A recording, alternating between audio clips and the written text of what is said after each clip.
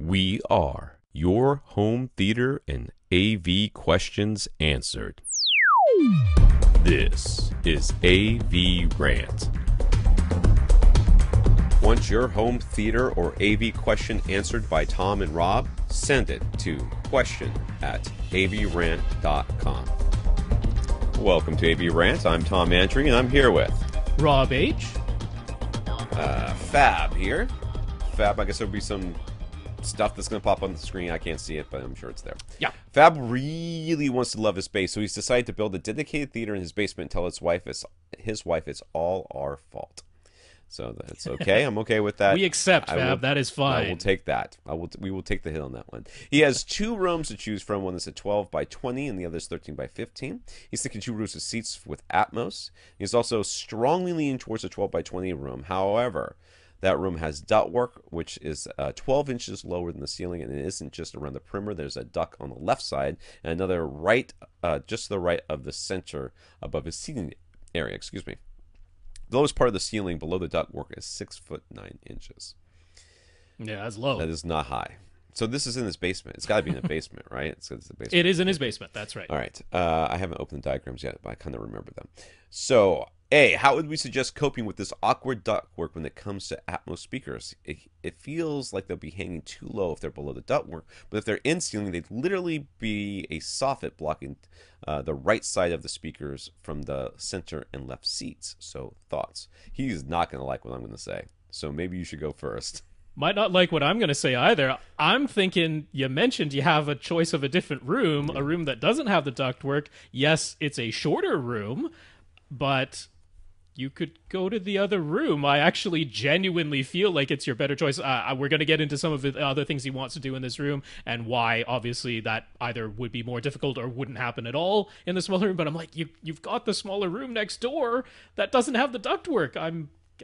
I would lean that way. That's my solution. That is actually the easier solution than what I'm going to suggest. If you really want to stay in this room, what I would do is basically make everything between all these ducts a false ceiling. And then you mount your... That's too low, though. It doesn't matter. I mean, it doesn't matter. It doesn't matter. I don't even know if that'd be allowed within code. Well, it's not a real ceiling, though. You know what I mean? I'm actually saying put, like, just drape... just fabric across, right? Then when you're putting your in-ceiling speakers, you push them straight up to that fabric so that you're not worried about them you're bouncing around in there, and everything above there is basically hidden from view anyways. So I don't think that's a good solution. That's not what that's what I'm saying. If you are dead set on sitting in this room, the way to hang your Atmos speakers so that you are not worried about them being in, don't put them actually in your ceiling. Just literally put like something to mount them to, and everything else is just hang fabric. Them down. Yeah, and hang them down right there so they'd be kind of flush with the bottom of this ductwork that you're dealing with. Yeah, I mean, I do see it as a problem. I have to be honest. Like, particularly what would be the top front right and the top rear right speakers being on the other side of that duct, which is not an insignificantly sized soffit. It would absolutely be blocking the sound from those overhead right side speakers from getting to the left side seats.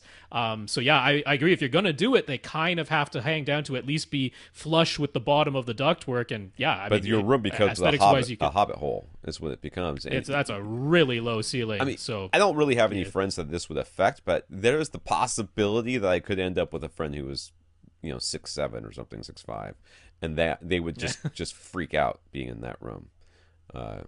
So I don't know, man. Yeah. Anyways, due to the ducts, the Atmos speakers wouldn't be whatever. Okay, sorry. Yeah. Okay. He says the Atmos speakers wouldn't be able to line up with the front, left, and right speakers. How important is that? That I'm less concerned about. I mean, it doesn't have to be perfect. Yeah, I am for too. that. Anyways, he's thinking of a 100-inch. No, that's not. 100-inch screen with a 45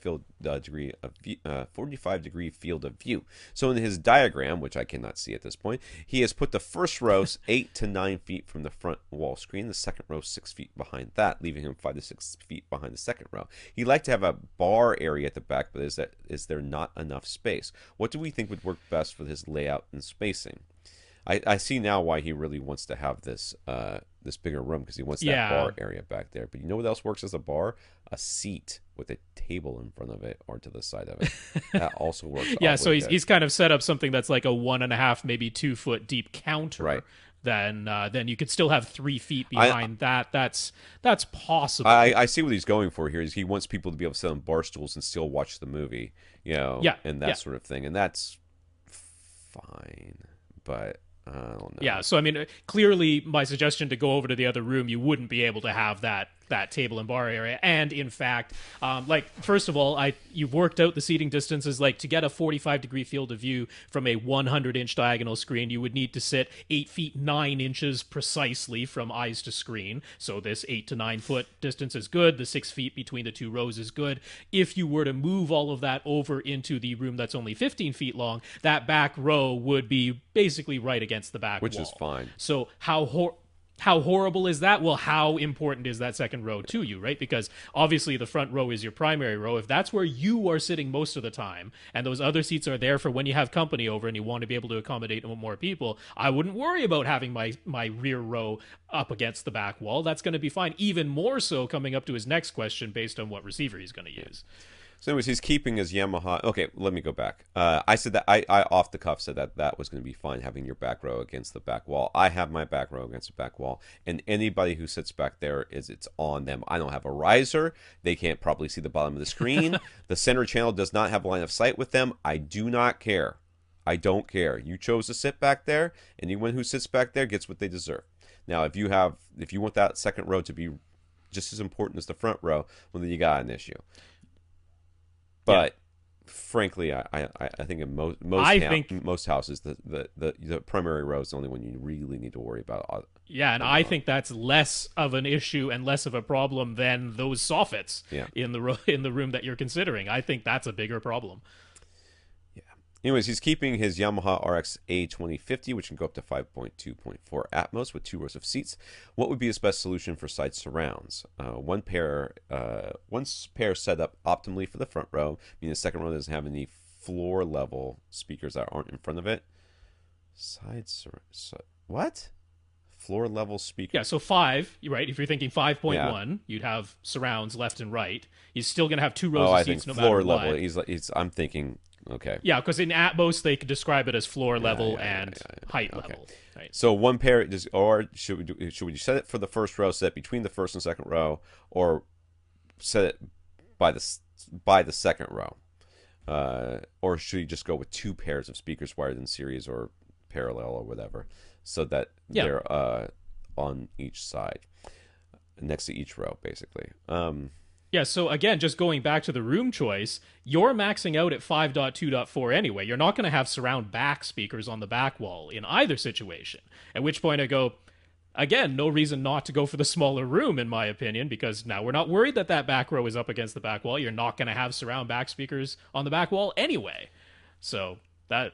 Yeah, anyway. Well, I mean, if you want to save money, as far as where to put the speakers, if it were me, I'd set them optimally for the front row, okay? And not worry about the second row. If you want to save some money, that's what you could do.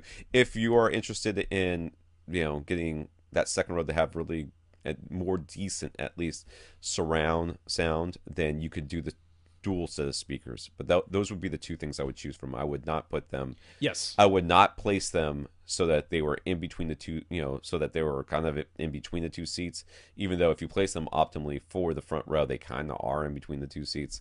Yeah, because they'd be a little bit behind the front row. Yeah. But yeah, I would never split the difference by putting them right in between the 2 rows. I would never do that choice.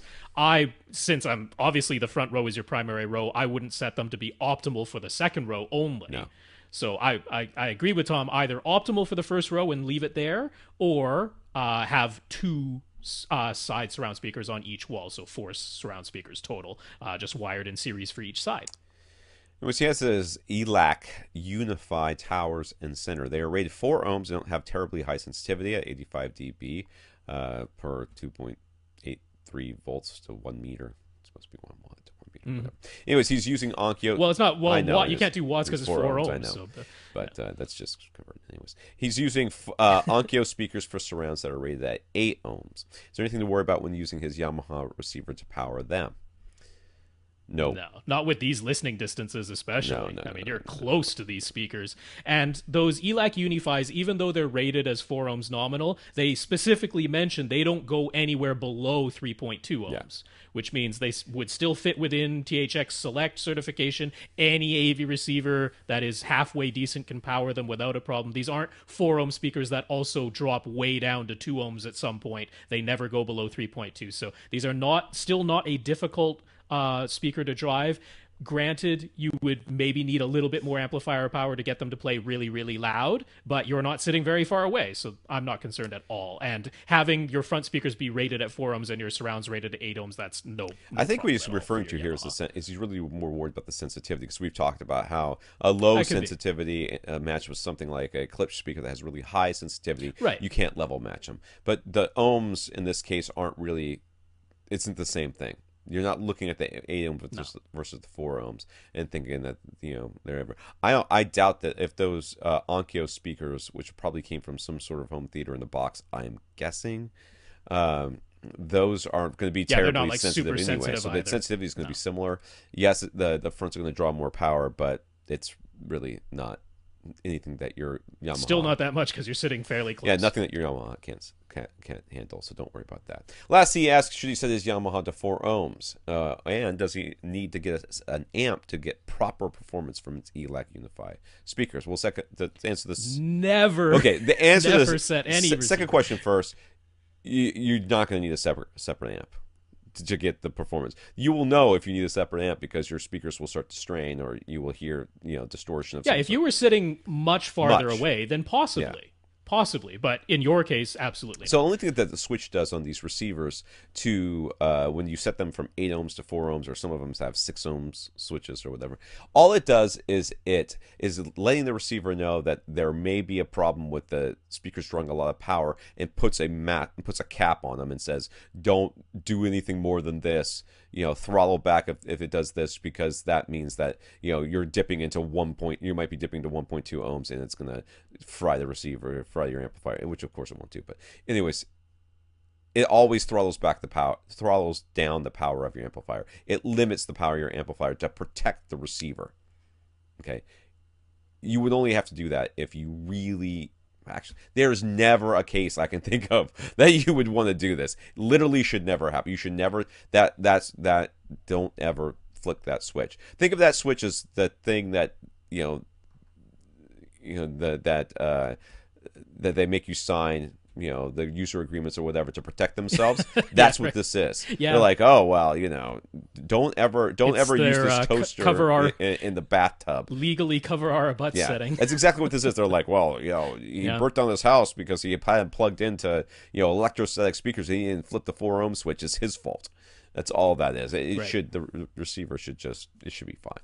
No, leave it at the 8 ohm, or sometimes the highest Whatever you the can highest get is. it to is 6, right? Yeah. So whatever the highest thing is, or it should be the default, leave it there. Don't put it into 4 ohm mode. Yeah. And if you want to double check us, go to audioholics.com and just search for that switch, because Gene has written a number of articles about that and exactly what it does when you switch on that switch, and how it actually harms how much power your receiver can generate for your speakers. So yeah, it's a choke. Basically, yeah.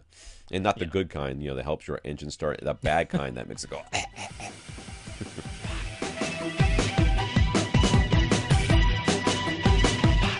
Want your question answered? Send it to question@avrant.com.